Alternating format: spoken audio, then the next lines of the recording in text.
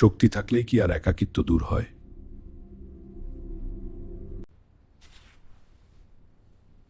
আলাদা মনে হচ্ছে কেন?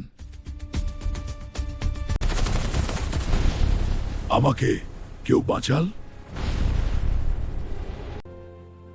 তুমি কেন আমাকে সাহায্য করলে?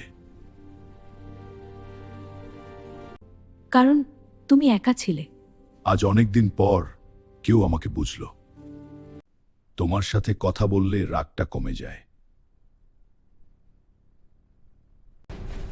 তুমি আমার পেছনে থাকো, আমি আছি।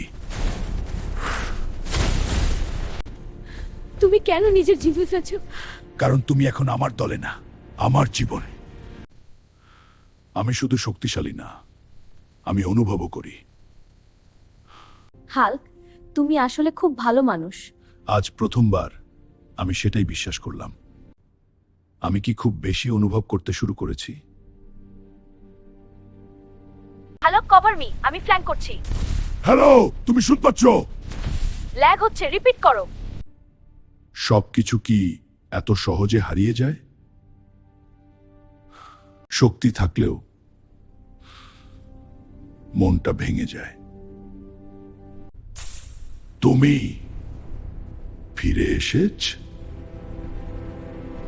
দুঃখিত হতো, নেট চলে গিয়েছিল।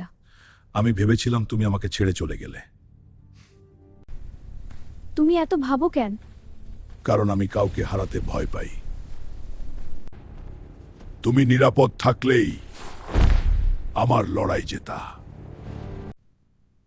আমারও তাই লাগে, তোমার সাথে থাকলে নিরাপদ লাগে।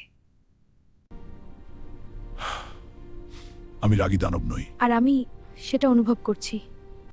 কেউ আমার জন্য এভাবে ভাবে না, মা। আমি ভাবি, কারণ তুমি আমার। আমি জানি না এটা গেম নাকি সত্যি, কিন্তু অনুভূতিটা সত্যি। আমার হাত ছাড়বে না। আমি বিশ্বাস করি তোমাকে। আমি রাগে সব ভেঙেছি, কিন্তু তোমাকে কখনো কষ্ট দেব না। তোমার এই কথাটাই আমার জন্য যথেষ্ট।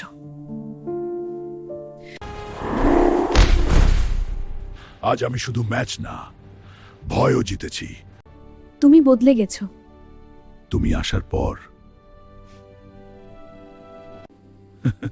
শক্তি না, ভালোবাসাই আমাকে মানুষ বানাল।